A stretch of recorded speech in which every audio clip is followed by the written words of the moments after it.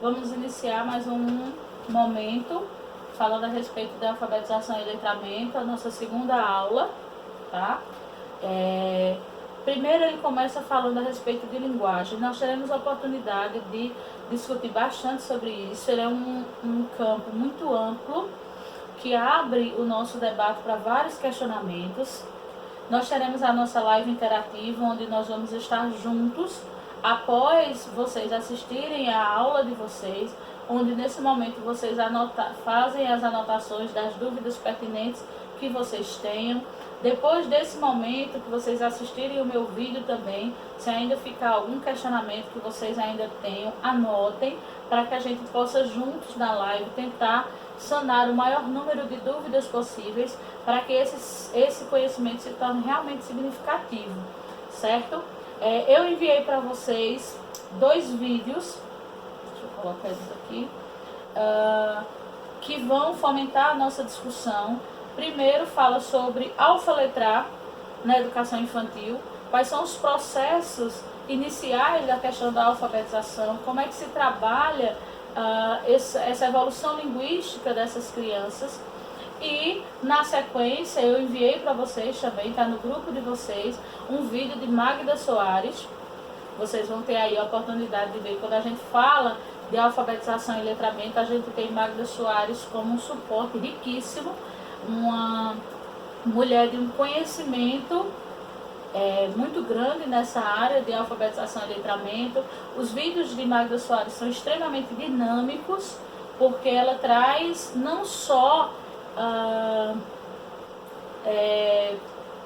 dúvidas, ela traz técnicas que na maioria das vezes a gente sempre questiona.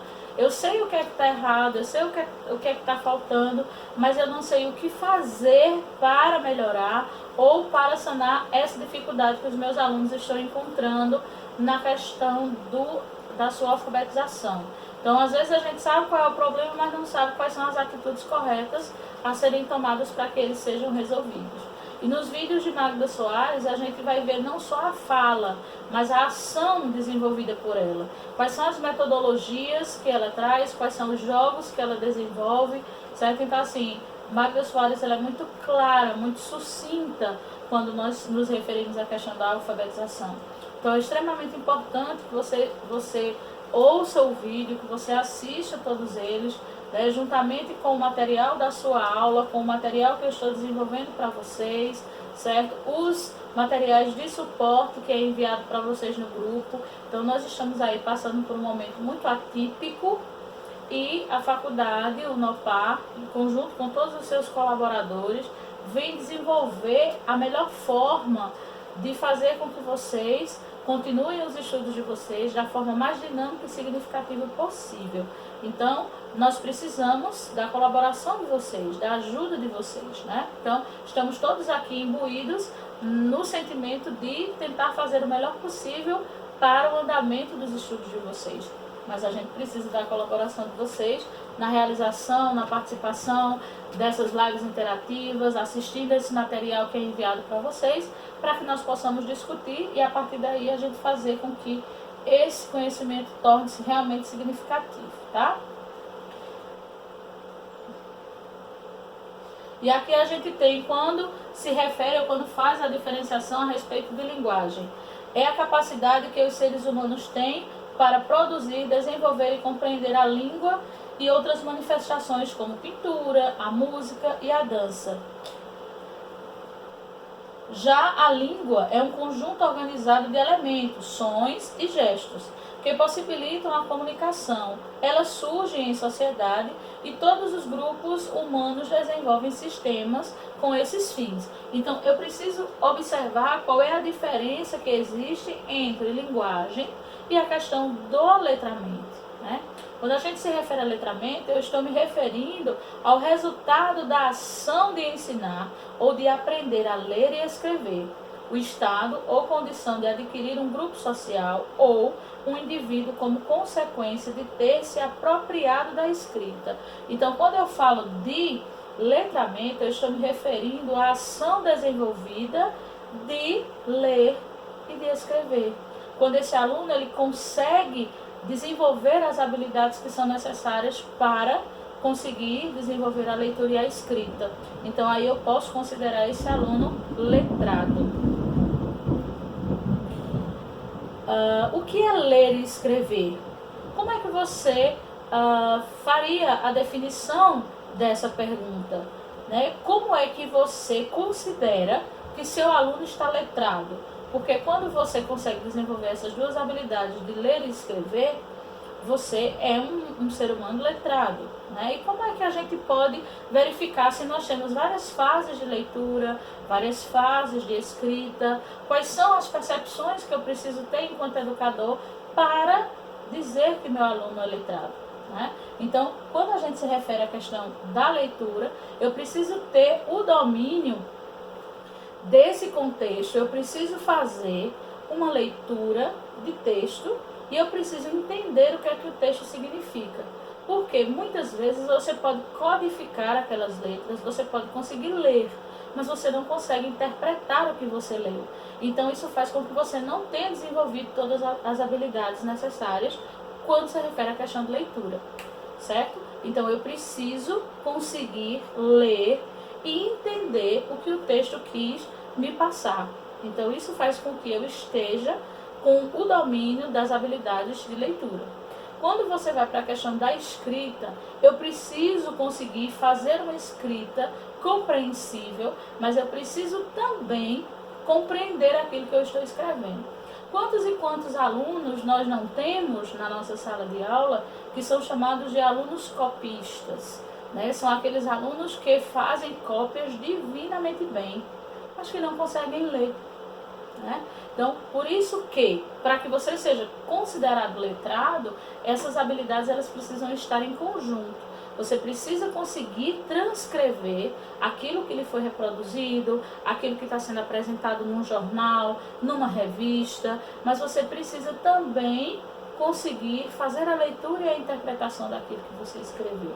Né? Então, essas habilidades em conjunto faz com que você seja caracterizado como um ser letrado.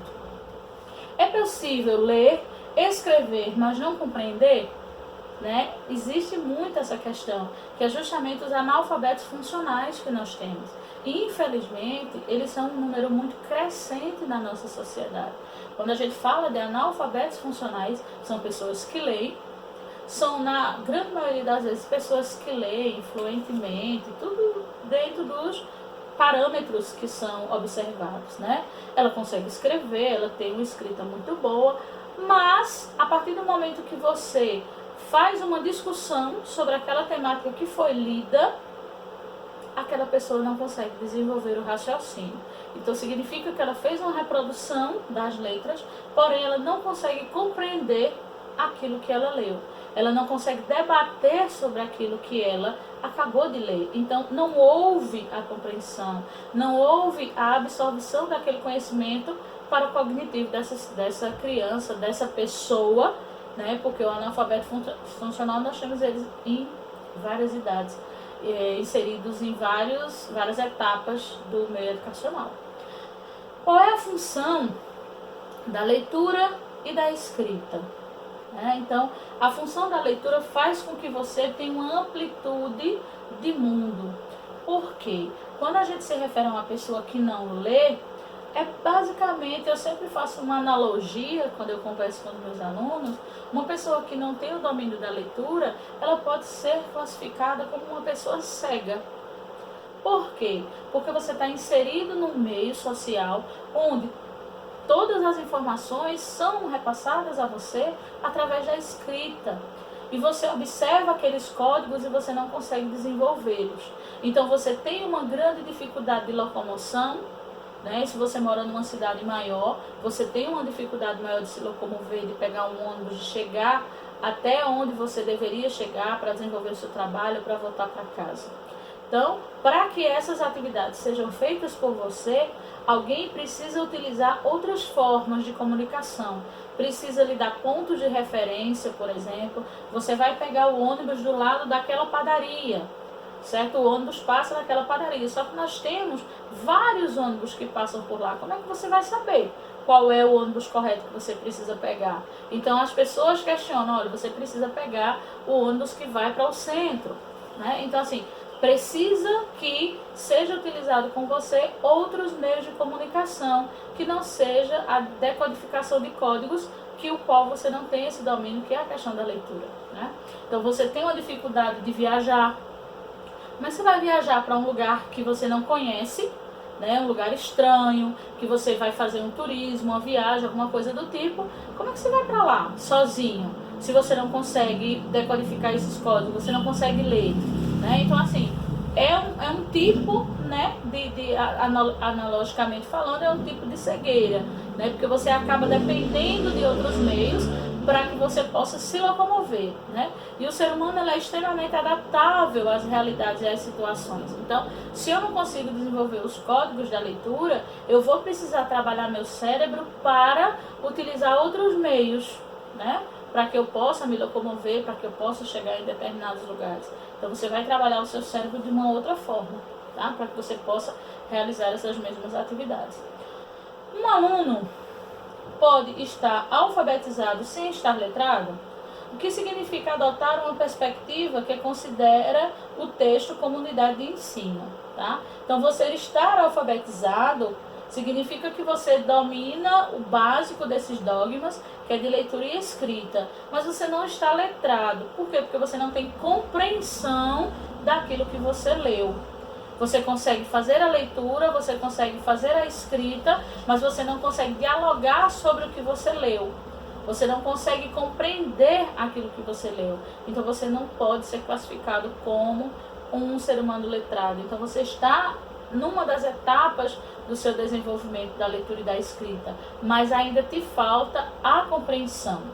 O que significa adotar uma perspectiva que considere o texto como unidade de ensino? Justamente, se você tem o domínio da leitura e tem o domínio da escrita, mas você não consegue fazer o trabalho de compreensão, você precisa focar na questão textual. Você precisa trabalhar com esse aluno, começando da base. A base desse aluno vai fazer muita diferença. Você precisa trabalhar com esse aluno a questão primordial da leitura de pequenas frases. A gente começa com pequenas frases. Se a questão é uma questão de interpretação, então ela está ligada ao conectivo, o psicológico dessa criança, a aprendizagem dessa criança. Então você precisa ir elencando gradativamente esse conhecimento. Então você começa a leitura e interpretação de pequenas frases. Quando você conseguir desenvolver diálogos sobre aquelas pequenas frases, quando o aluno ele já conseguir proferir um diálogo sobre aquelas frases que nós estamos discutindo, a gente começa a trabalhar com pequenos textos, onde a gente faz essa leitura com ele, depois a gente começa a questionar sobre o que aconteceu, né, o personagem, quem são os personagens do texto, o que aconteceu no texto. Outra questão que a gente trabalha muito também, que desenvolve o cognitivo da criança, é fazer com que ele recrie a história, para que ele dê um novo significado, para que ele dê um novo final. Então isso é uma questão de exercício, né? Se ele tem essas duas habilidades, de leitura e de escrita, ele precisa desenvolver a parte cognitiva de compreensão de texto. Então isso requer exercício. A gente precisa ir exercitando isso com textos diferentes, com formatos de textos diferentes, né? Então a gente viu que a gente começa com a leitura e interpretação de pequenas frases, né? Depois a gente começa com pequenos textos, e aí depois a gente vai mudando esses textos, que é justamente quando a gente faz uma avaliação diagnóstica, quando a gente apresenta a esses alunos variações textuais, quando a gente trabalha com bilhete, quando a gente trabalha com e-mail, quando a gente trabalha com receita, que são textos que fazem parte do cotidiano das nossas crianças. Então, assim, a questão da mãe sair, colocar um bilhete na porta da geladeira ou no pé da TV, dizendo que ela foi à feira e que rapidamente ela volta, ou que ela foi visitar alguém e rapidamente ela volta. Então, assim, o bilhete é uma forma de comunicação. O e-mail é a nossa carta digital, né? As nossas crianças, elas não têm mais o contato com a carta que nós tínhamos quando éramos crianças. Então, a carta das crianças são os e-mails, né? O nosso correio eletrônico.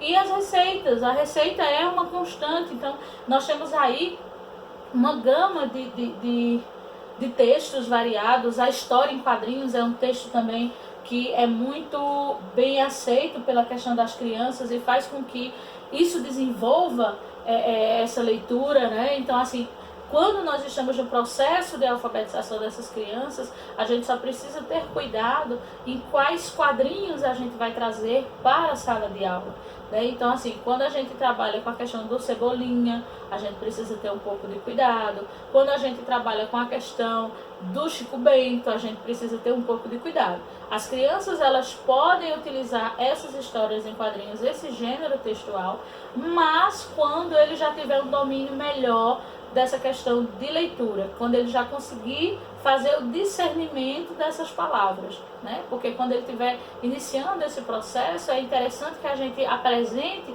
a essa criança histórias em quadrinhos em que você vai trabalhar palavras que estão corretas de acordo com a língua portuguesa, né? Então, depois de um certo nível de aprendizagem, você pode inserir um gibi do Cebolinha, né? Quando ele faz essa troca de letras, e aí você já pode dar uma aula em cima dessa diferenciação, né? Quais são as palavras que ele fala errado, né? Quais são as palavras que ele troca, tá? Quais são as letras que ele troca, isso afeta ou não na leitura da palavra, tá? Então, assim, tudo isso pode ser utilizado para você como uma forma de dar uma aula diferente.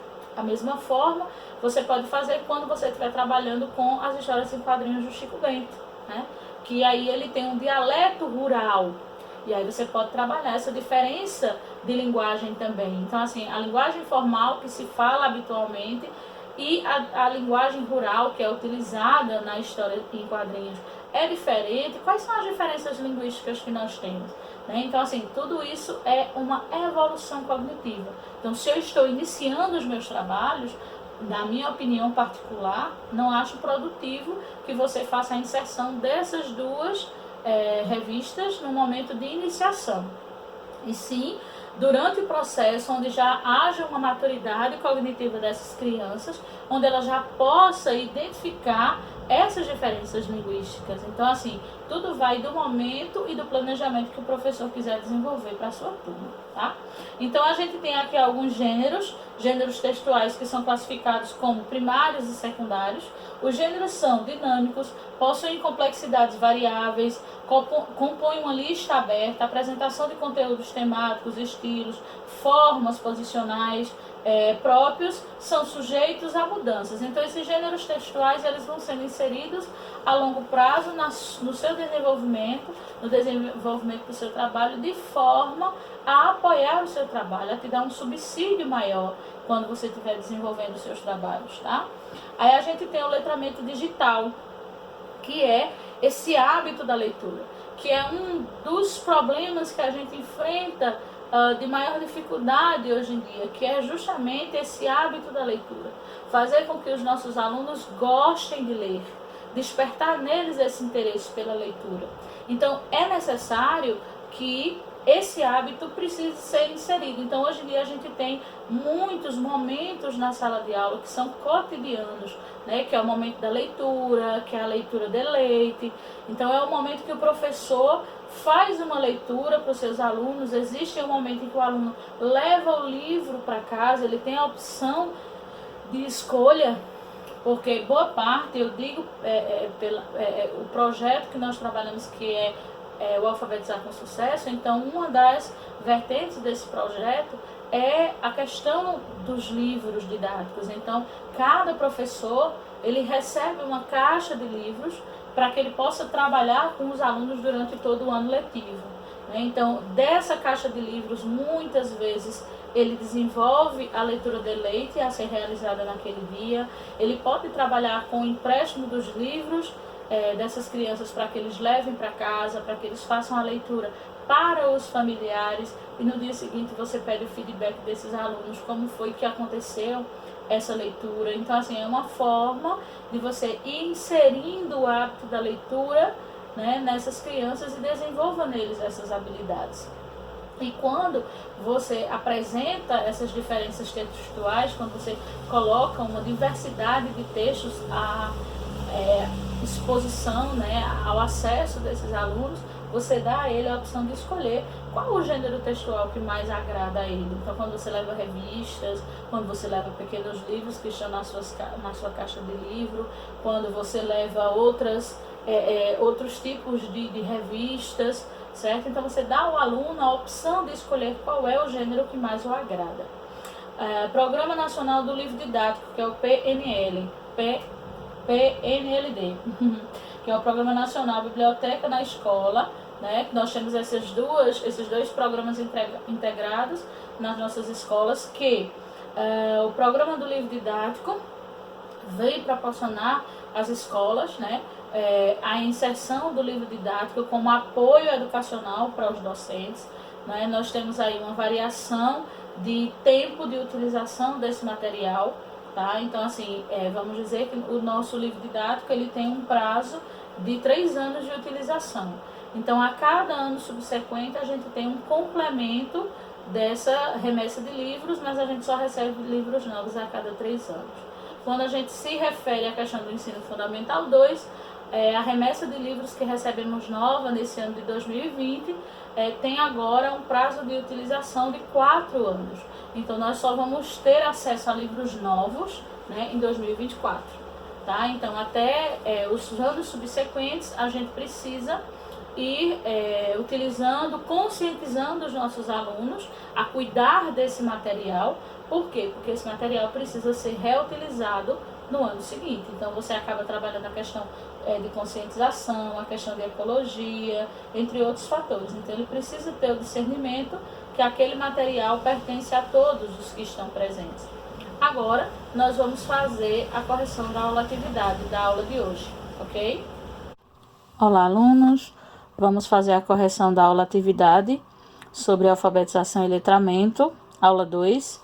A nossa primeira questão fala: como produto da participação em práticas sociais que usam a escrita como sistema simbólico e tecnológico, são práticas discursivas que precisam da escrita para torná-las significativas, ainda que, às vezes, não envolvam as atividades específicas de ler e escrever. Dessa concepção decorre o entendimento de que, nas sociedades urbanas modernas, não existe grau zero de letramento, pois nelas é impossível, não importa de nenhuma... Não, vamos de novo. Não existe grau zero de letramento, pois nela é impossível não participar de alguma forma de alguma dessas práticas.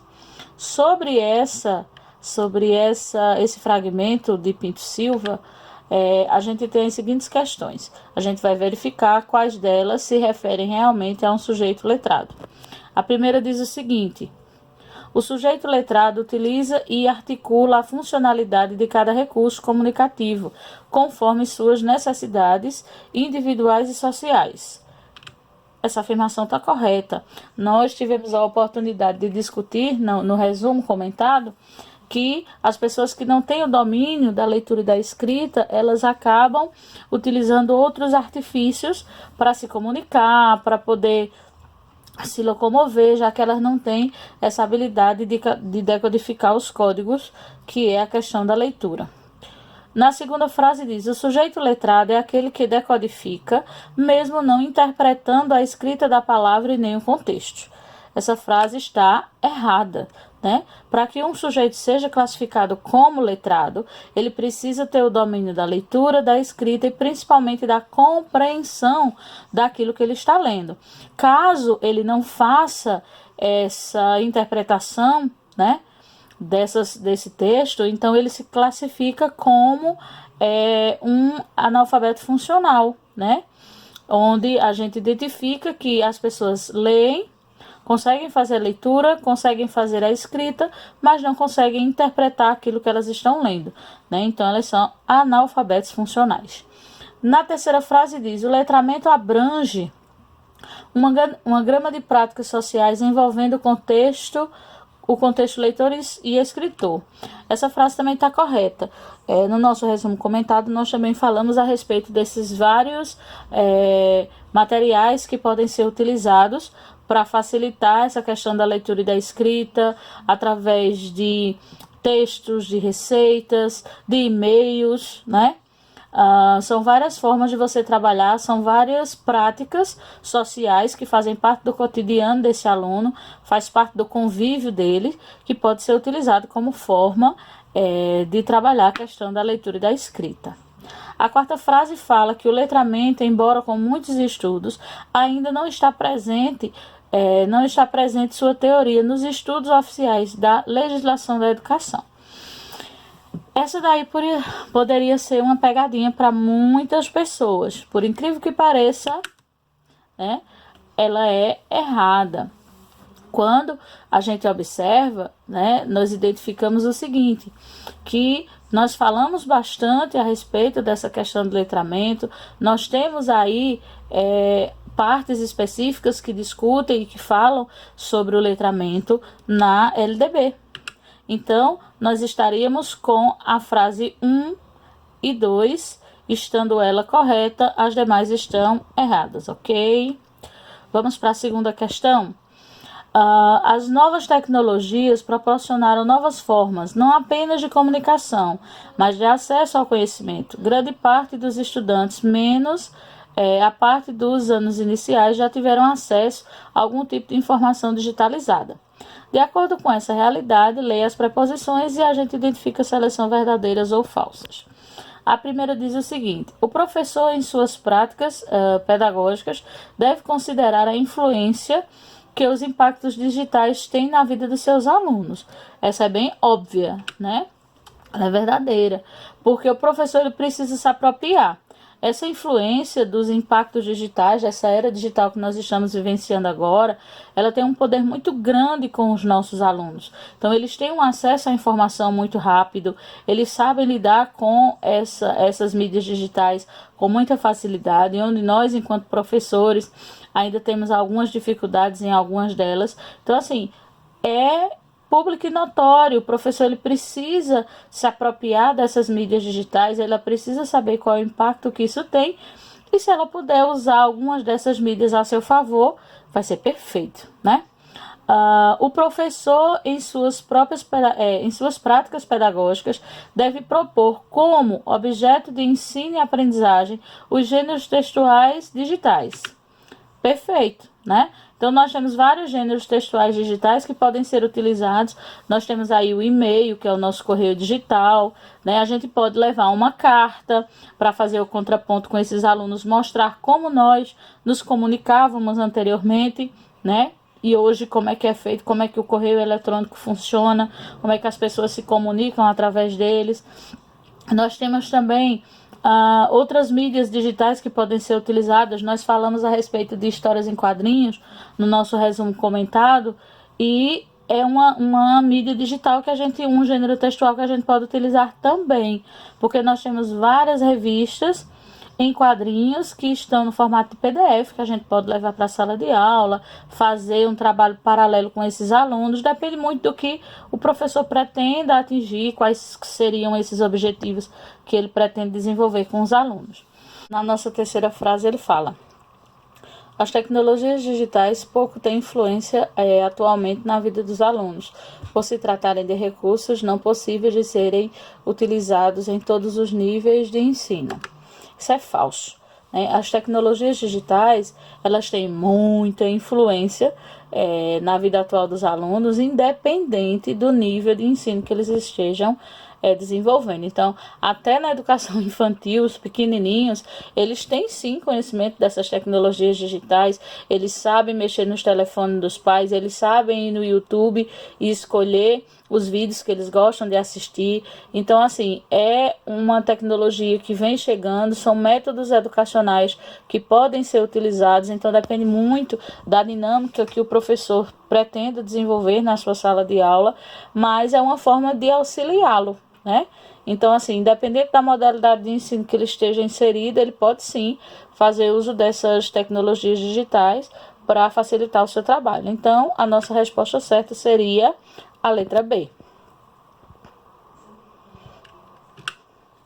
Na terceira questão fala o seguinte: Na educação infantil, atividades como ouvir histórias, cantar cantigas, recitar parlendas, quadrinhas, ouvir recontos, recontos, seguir regras de jogos, receitas, relatar acontecimentos, assumir personagens nas brincadeiras são experiências que são posteriormente ao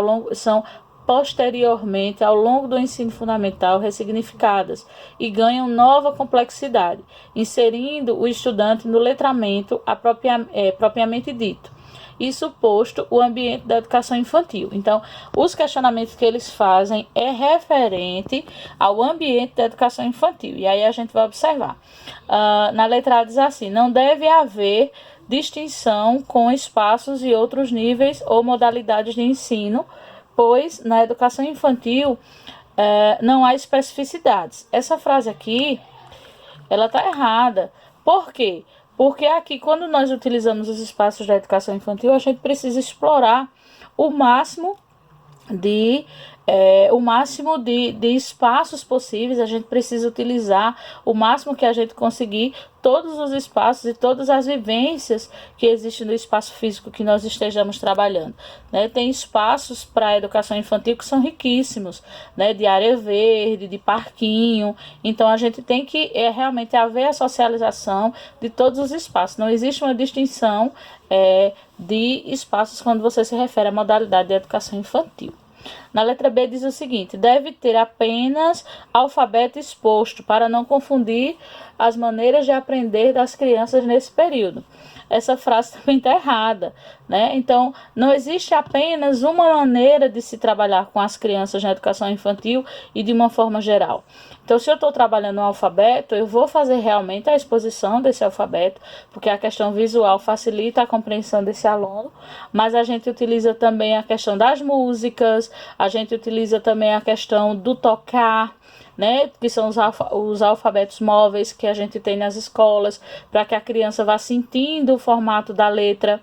Tem várias outras atividades, como a caixinha de areia mesmo, onde são pequenos recipientes que você coloca areia, e aí você vai fazendo o desenho no quadro da letra que você está trabalhando e a criança vai acompanhando, tentando fazer do mesmo jeito. Então são formas de você trabalhar determinados conteúdos com a maior diversidade possível, né? Na letra C diz assim: deve estimular a criança o contato com várias linguagens, visando o desenvolvimento da criança, porém respeitando sua faixa etária. Isso aí é primordial, né? Então, obviamente, a gente pode estimulá-lo o máximo que a gente conseguir, mas desde que esteja dentro da evolução cognitiva daquela criança. Então, cada faixa etária tem as habilidades que essas crianças precisam desenvolver, e é em cima dessas habilidades que nós realizamos o trabalho, fazemos o planejamento e organizamos todas as atividades, buscando tirar daquele aluno o máximo possível, desde que dentro das suas possibilidades, tá? A letra D diz: deve ser decorado pela professora com temática escolhida por ela, que tem habilidades pedagógicas para tal escolha. Essa frase também está errada, né? A escola não é decorada apenas pela professora. A professora faz a decoração da sua sala, por exemplo, né? Realmente ela tem essas habilidades pedagógicas para isso, mas isso não é uma questão que seja feita pelo professor e unicamente, né? É sempre feito por toda a equipe da creche. São temáticas que são escolhidas num grupo geral, quando é um ambiente que você vai decorar como um todo, ou quando você vai pintar. Isso é uma questão que é decidida por todos aqueles que lecionam naquele lugar. Na letra E diz assim: deve ser um ambiente com paredes vazias, para não prejudicar a aprendizagem com poluição visual. Né? Então, isso não se refere a nenhum ambiente escolar, para começo de conversa, né? Todo ambiente escolar ele precisa ser vivo, ele precisa ser colorido, ele precisa ser aconchegante, ser acolhedor. O aluno ele precisa se sentir bem naquele lugar, né? Então, essas paredes vazias, né? Isso não é nem um pouco acolhedor, nem tem nada a ver com a questão da educação infantil, certo? Então, finalizamos a nossa correção, tá, da aula atividade da nossa aula 2 sobre alfabetização e letramento. A gente se vê na live, ok? Cheiro!